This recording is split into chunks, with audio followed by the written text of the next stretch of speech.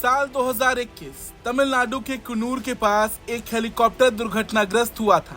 घटना में देश के पहले प्रमुख रक्षा अध्यक्ष सीडीएस जनरल बिपिन रावत की मृत्यु हो गई थी और अब उस दुर्घटना के कारणों की जांच कर रही कमेटी ने अपनी रिपोर्ट में बताया कि ये घटना एयर क्रू की मानवीय भूल के कारण हुई थी। General Bipin Rawat MI-17 helicopter में अपनी पत्नी मधुलिका रावत के साथ थे।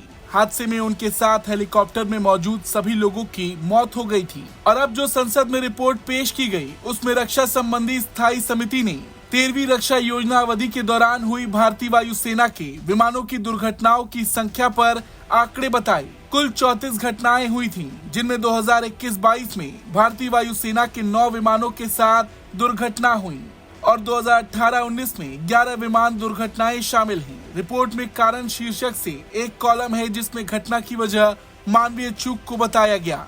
रिपोर्ट में लिस्टेड 33वीं दुर्घटना के आंकड़ों में विमान का नाम MI-17 बताया गया। तारीख 8 दिसंबर 2021।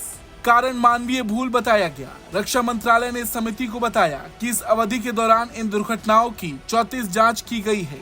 रिपोर्ट के मुताबिक मंत्रालय ने यह भी बताया कि इन जांच समितियों की सिफारिशें दुर्घटना के दोहराव को रोकने के इरादे से प्रोसेस, कार्य प्रणाली, ट्रेनिंग, उपकरण, कल्चर, संचालन, रखरखाव और प्रशासन की पूरी समीक्षा करती है।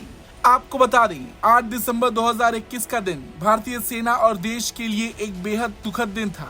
इस दिन भारतीय वायुसेना का MI-17 V5 हेलीकॉप्टर तमिलनाडु के कोयम्बटूर के सुलूर वायु सेना अड्डे से वेलिंगटन स्थित रक्षा सेवा स्टाफ महाविद्यालय के लिए उड़ान भर रहा था। इस विमान में प्रमुख रक्षा अध्यक्ष जनरल बिपिन रावत, उनकी पत्नी मधुलिका रावत और अन्य 12 सशस्त्र बलों के कर्मी सवार थे।